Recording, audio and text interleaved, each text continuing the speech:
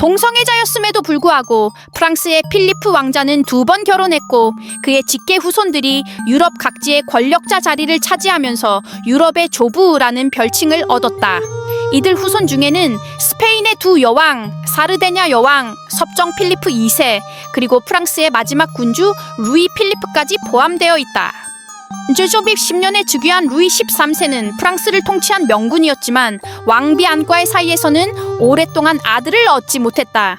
이 문제는 두 사람의 관계에 악영향을 미쳤을 뿐만 아니라 왕실 전체에 큰 압박으로 작용했다.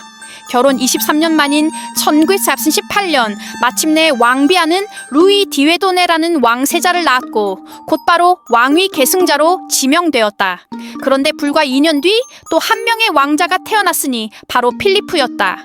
두 아들을 갖게 된 루이 13세는 기뻐했지만 왕비안의 생각은 달랐다. 그녀는 아들을 사랑하긴 했지만 왕위 계승자와 같은 부모를 둔 남동생의 존재는 위험 요소로 간주되었고 내전의 불씨로 여겨졌다. 루이 13세가 세상을 떠나자 루이 디웨도네는 9세의 나이로 루이 14세가 되었고 어머니 아는 섭정으로서 그를 극진히 돌보았다. 하지만 필리프는 완전히 다른 대우를 받았다. 안 왕비와 추기경 마자랭 그리고 루이 14세 자신까지 필리프의 위상에 대해 끊임없이 우려했기 때문이다. 이는 루이 13세의 동생 가스통 백작이 반복적으로 반란을 일으킨 전례에 기인한다. 안 왕비는 필리프에게 여성복을 입히고 나의 작은 딸이라 부르기도 했다. 그녀는 루이 14세에게만 편애를 보였고 필리프는 철저히 무시당했다.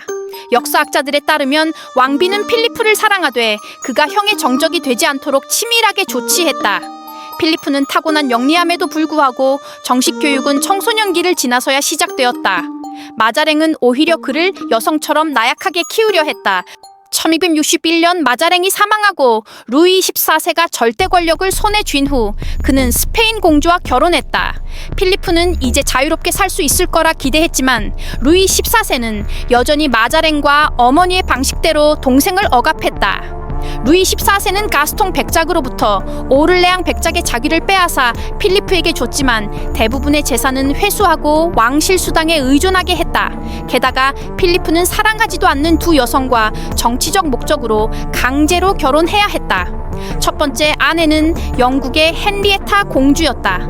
결혼 중에도 필리프는 여러 남성과 관계를 유지했으며 과거 애인이었던 구이슈 백작과의 관계를 이어갔고 1668년에는 로렌의 슈발리에와도 교제를 시작했다.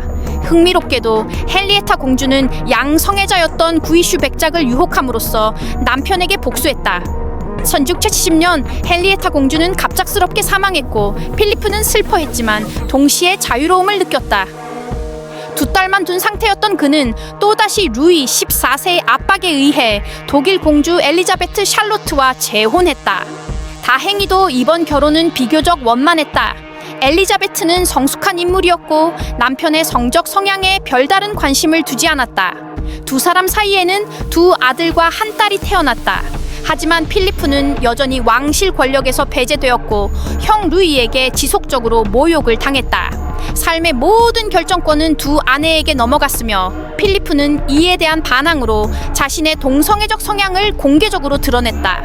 왕과 어머니 앞에서조차 남성 애인과 함께하는 모습을 보이곤 했다. 이는 왕실의 명예를 실추시켰지만 필리프는 루이의 경노한 얼굴을 보며 통쾌함을 느꼈다. 간단히 말해 필리프는 17세기에 동성애자로서 살아간다는 것이 어떤 의미인지를 형에게 보여주며 복수한 셈이었다.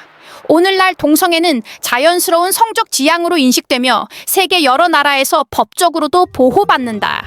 그러나 중세 유럽, 특히 로마 가톨릭이 모든 삶의 영역을 지배하던 시기에는 동성애는 신에 대한 모독이자 도덕적 타락으로 간주되었고 종종 자위나 수간 같은 범죄와 동일시되며 사형에 처해지기도 했다. 귀족 사회에서조차 동성애는 수치스러운 일로 여겨졌으며 개인 서신을 제외하곤 공적으로 논의되지 않았다. 평민의 경우에는 더욱 가혹한 처벌이 따랐다. 그들은 단지 성적 지향 때문에 화형당하기도 했다. 하지만 필리프는 이를 숨기지 않았다. 그는 여성 복장을 하고 공공장소에 나타났으며 남성 애인들과 함께 살았다. 이는 루이 14세에게 큰 수치였지만 왕은 동생을 궁에서 쫓아낼 수도 화형에 처할 수도 없었다. 필리프는 어릴 적부터 남성에게 끌렸다. 어머니 아는 그와 구이슈 백작의 관계를 알아차리고 교제를 금지했지만 두 사람은 계속 만났다. 하지만 결국 필리프는 그 관계를 공개했다. 왕실은 분노했으며 신분이 낮은 구이슈 백작이 필리프를 지배하려 한다는 이유로 더욱 반감을 가졌다. 역사학자들에 따르면 필리프의 진정한 사랑은 구이슈가 아니라 로렌의 슈발리에였다. 스페인과의 전쟁 중 군 지휘관으로 나섰던 필리프는 그곳에서 젊고 아름다운 슈발리에를 만나게 된다. 슈발리에는 양성애자였지만 필리프를 통해 권력과 부를 얻을 수 있다고 판단했다. 이후 수십 년 동안 그는 필리프에게 절대적인 영향력을 행사하며 그의 여러 궁전을 차지했다.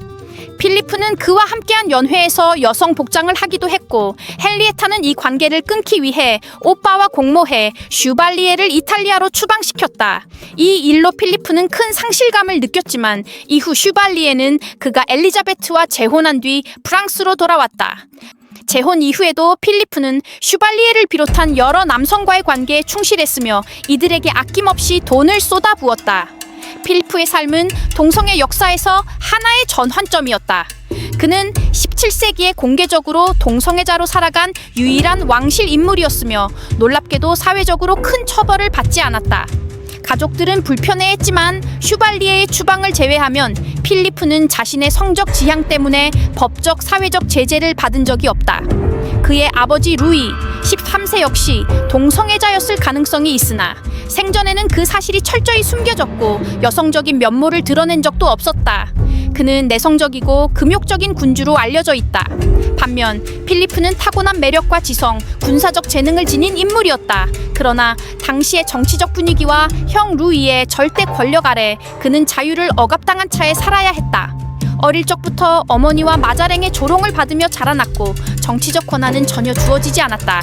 그럼에도 불구하고 필리프는 자신만의 방식으로 가족에게 복수하며 프랑스 왕자라는 신분 덕에 자유로운 삶을 누릴 수 있었다. 그는 17세기 유럽에서 유일하게 동성애자로 살아가면서도 추방, 처벌, 사형을 피한 인물이었다.